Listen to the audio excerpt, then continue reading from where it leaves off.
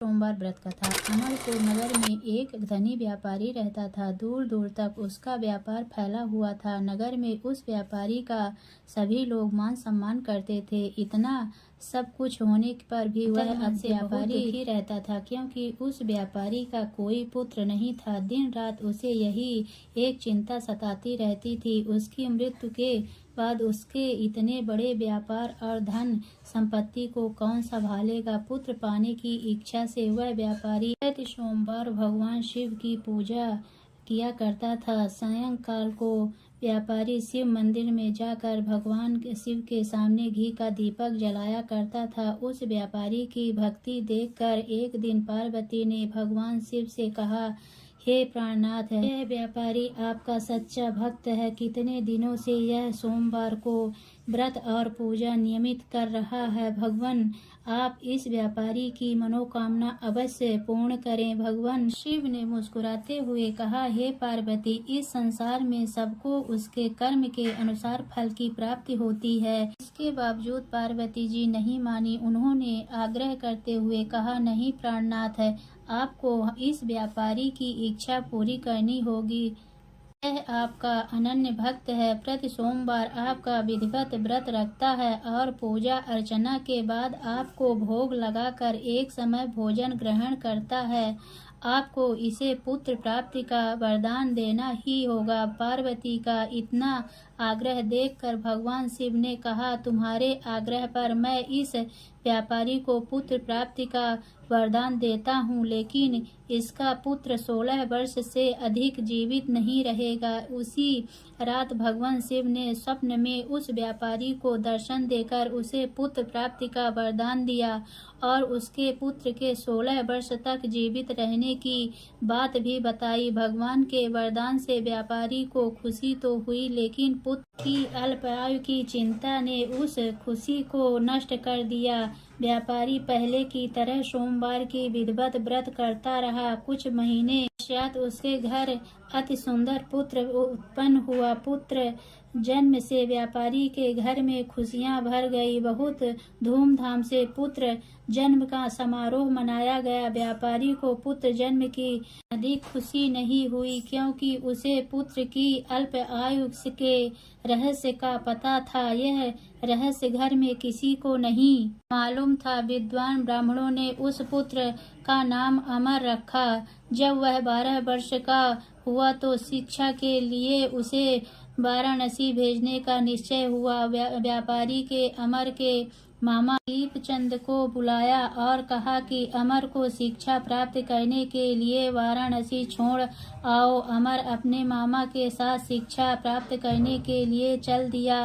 रास्ते में जहाँ भी अमर और दीपचंद रात्रि विश्राम के लिए ठहरते, वहीं यज्ञ करते और ब्राह्मणों को भोजन कराते थे। लंबी यात्रा के बाद अमर और दीपचंद एक नगर में पहुंच उस नगर के राजा की कन्या के विवाह की खुशी से पूरे नगर को सजाया गया था। निश्चय समय पर बारात आ गई, लेकिन वह वर का पिता अपने बेटे के एक आंख से काने होने के कारण बहुत चिंतित था। उसे इस बात का भय था कि कहीं राजा को इस बात का पता चल गया, वह विवाह से इनकार कर देंगे, इससे उसकी बदनामी होगी। वर के पिता ने अमर को देखा तो उसके मस्तिष्क में एक विचार आया। उसने सोचा, क्यों न इस लड़के को दूल्हा बनाकर राजकुमारी से विवाह कर दूं। विवाह के बाद उसको धन देकर विदा कर दूंगा और राजकुमारी को अपने नगर में ले जाऊंगा। वर के पिता ने इसी संबंध में अमर और दीपचंद से बात की। दीपचंद ने धन मिलने के लालच में वर के पिता की बात स्वीकार कर ली। अमर को दूल्हे के वस्त्र पहनाकर राजकुमारी चंद्रिका से विवाह कर दिया गया। राजा ने बहुत सा धन देकर राजकुमारी को विदा किया। अमर जब लौट रहा था तो सच नहीं छिपा पा सका और उसने राजकुमारी को ओढ़नी पर लिख दिया, राजकुमारी चंद्रिका, तुम्हारा विवाह तो मेरे साथ हुआ था। मैं तो वाराणसी में शिक्षा प्राप्त करने जा रहा हूँ। अब तुम्हारे जिस नवयुवती पत्नी बनना पड़ेगा वह काना है। जब राजकुमारी ने अपनी ओढ़नी पर लिखा हुआ पढ़ा तो उसने काने लड़के के साथ जाने से इनकार कर दिया। राजा ने सब बातें जाकर राजकुमारी को महल में रख लिया। इधर अमर अपने मामा दीपचंद के साथ वाराणसी पहुंच गया। अमर ने गुरुकुल में जाकर पढ़ाई शुरू कर दी। जब अमर की आयु 16 वर्ष पूरी हुई तो उसने एक यज्ञ किया। यज्ञ की समाप्ति पर ब्राह्मणों को भोजन कराया और खूब अन्न वस्त्र दान कर रात को अमर अपने शयन कक्ष में सो गया। शिव के वरदान के अनुसार अवस्था में ही अमर के प्राण पखेरु उड़ गए। सूर्योदय पर मामा अमर को मृत देखकर रोने पीटने लगा। आसपास के लोग भी एकत्रित होकर दुख प्रकट करने लगे।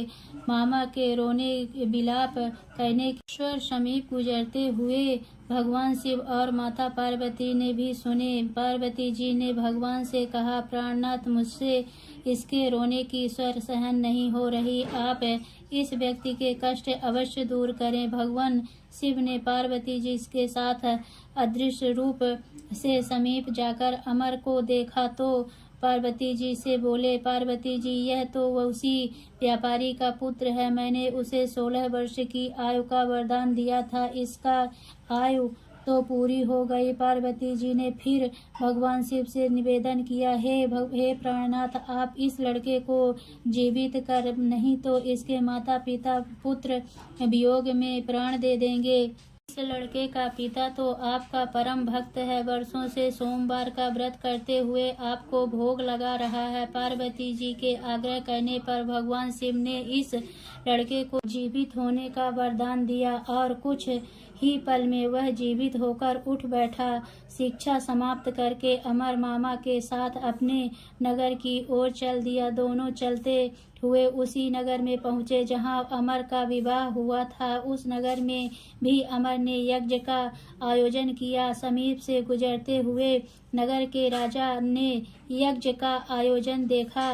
राजा ने अमर को तुरंत पहचान लिया। यज्ञ समाप्त होने पर राजा अमर और उसके मामा के महल में ले गए और कुछ दिन महल में रखकर बहुत सा धन वस्त्र देकर राजकुमारी के साथ विदा किया। रास्ते में सुरक्षा के लिए राजा ने बहुत से सैनिकों को भी साथ भेजा। दीपचंद ने नगर में पहुंचने से पहले ही दूत को घर भेजकर अपने आगमन की सूचना भेजी। बेटे अमर को जीवित वापस लौटने की सूचना से व्यापारी बहुत प्रसन्न हुआ। व्यापारी ने अपनी पत्नी के साथ स्वयं को एक कमरे में बंद कर रखा था।